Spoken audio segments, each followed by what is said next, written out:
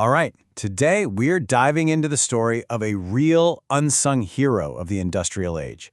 And no, it's not some famous inventor or a titan of industry. It's a machine, a simple, brilliant piece of engineering that pretty much changed the world just by being ridiculously good at one thing. It's time to meet the weaving workhorse. So think about it for a second. What really makes a technology a legend? Is it about being the most complicated, having all the bells and whistles? Or is it something else? We're going to argue that the answer is actually about being unbelievably reliable and laser-focused. And that's exactly the story we're getting into today. All right, first things first. Let's get a proper introduction to the star of our show. And here it is. I know, it sounds like a real mouthful, right? The spring-based negative weaving shedding system. But this is one of the most important pieces of technology you've probably never even heard of. It's the hidden engine of the textile world, the quiet hero working tirelessly behind the scenes. Okay, before we go any further, let's break down what a shedding system even is. Just picture a loom. You've got all these threads running lengthwise, right? Those are called the warp threads. The shedding system's job is super simple. It just lifts some of those threads up while pushing others down. This creates this little opening, this tunnel called the shed. And that's where the shuttle zips through, carrying the other thread.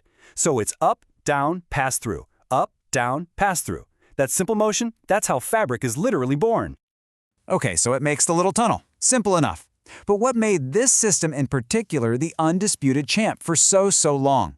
Well, let's dig into the powerful case for its beautiful, elegant simplicity.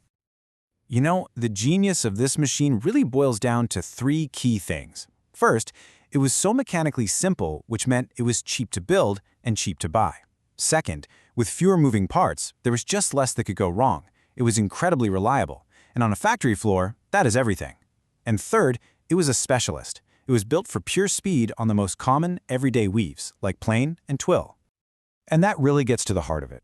This machine was never designed to weave some complex tapestry for a palace. No way.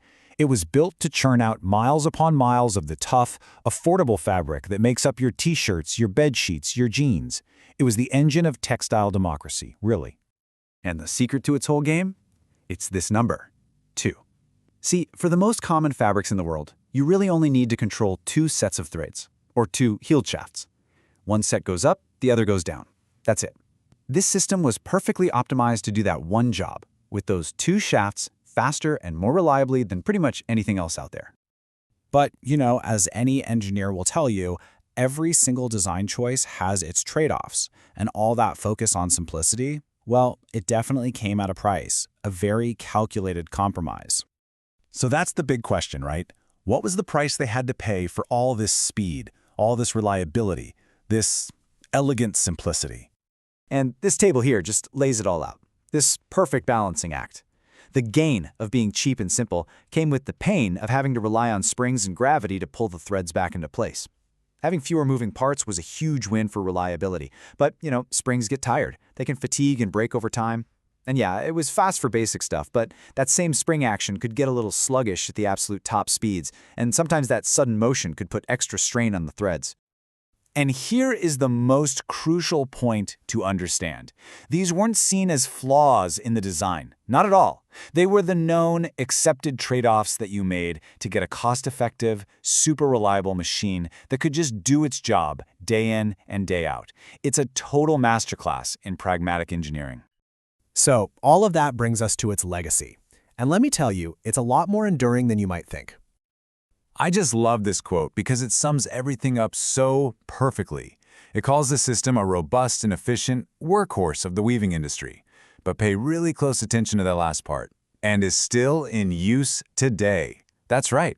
Even in our crazy high-tech world, this master of simplicity is still out there on the job.